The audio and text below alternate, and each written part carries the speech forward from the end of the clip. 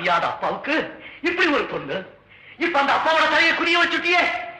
தத்தி தவழ வேண்டிய வயசுல நடக்க ஆரம்பிச்சுட்ட. அதனாலதான் நடக்க வேண்டிய வயசுல வழுக்கி விழ பாக்குறேன். ஒன்ன சொல்லி குத்தம் இல்லம்மா, ஒன்ன சொல்லி குத்தம் இல்லை. என்ன சொல்லணும்? என் பொண்ணை நம்பி நான் காலேஜ் கழிச்சு வச்ச பாரு. என்ன சொல்லணும்? நோக்கு ஒரு கல்யாணம் பண்ணி புருஷனோட காலேஜ் கழிச்சிருக்கணும். நீங்க செய்யற தவறால பாதிக்கப்பட போறது யார்? நீங்க இல்ல, உங்க அப்பா அம்மா குடும்பமே பாதிக்கப்படும்.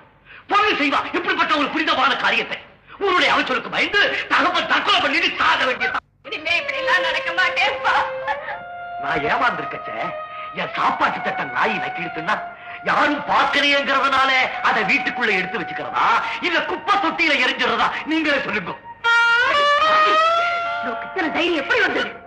பொண்ணை கண்டிச்சு வளர்க்கணும், பிள்ளைங்களை கட்டி கொடுத்து வளர்க்கணும்.